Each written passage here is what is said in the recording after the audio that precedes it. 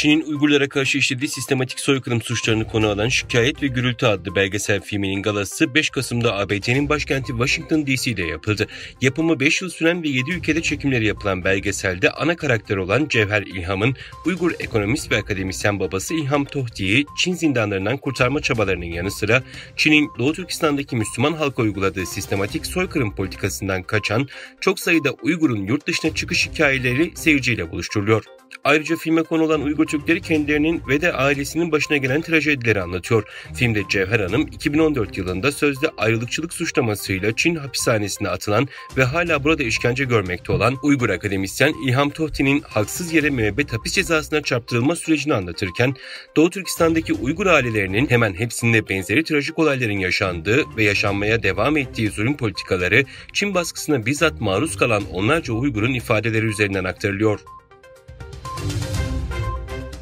Türkiye Büyük Millet Meclisi Genel Kurulu'nda 7 Kasım 2023 tarihinde Saadet Gelecek Grubu tarafından Uygur Türklerine yapılan asimilasyonların incelenmesiyle ilgili önerge sunuldu. Asimilasyonların yerinde incelenmesi için Doğu Türkistan'a bir heyet gönderilmesi öne sürülen önerge yine Adalet ve Kalkınma Partisi ile Milliyetçi Hareket Partisi oylarıyla reddedildi. Konuya ilişkin konuşan Saadet Gelecek Partisi Grup Başkanı Özdağ, "Şimdi Uygur Türkleri için Çin'e gidelim dedik ve yine reddettiler. Japonya parlamentosunun yaptığını Türkiye Büyük Millet Meclisi Başkanı olarak siz de yapabilirsiniz. Çin'in yaptıklarını dünyaya duyurun. 6 parti grubuna sesleniyorum. Her gruptan 2 kişi ve grubu olmayan partiler de dahil olmak üzere bir heyet oluşturup Çin hükümetiyle görüşelim," dedi. Çin rejimi kontrolündeki en büyük ticari bankalardan biri olan Çin Sanayi ve Ticaret Bankası'nın eski yönetim kurulu başkan yardımcısı Zhang Hongli yolsuzluk şüphesiyle soruşturmaya alındı. Bu yıl Zhashang Bank'ın eski yönetim kurulu başkanı Shen Rengang hakkında, 7 Şubat'ta Bank of China'nın eski yönetim kurulu başkanı Li Liangqi hakkında, 31 Mart'ta Minsheng Bank'ın eski yönetim kurulu başkan yardımcısı Xing Mingxui hakkında 13 Mayıs'ta yolsuzluk soruşturması başlatılmıştı. Çin Komünist Partisi içerisinde neler oluyor bilinmez ama ard arda üst düzey finans yöneticilerinin kanunlara ve parti disiplinine yönelik ciddi ihlallerde bulunduğu şüphesiyle soruşturulmaları dikkat çekiyor.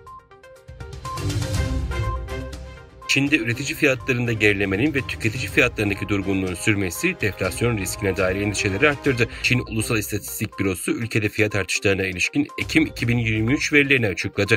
Ekim'de tüketici fiyat endeksi geçen yılın aynı dönemine kıyasla %0,2, üretici fiyat endeksi ise %2,6 düştü.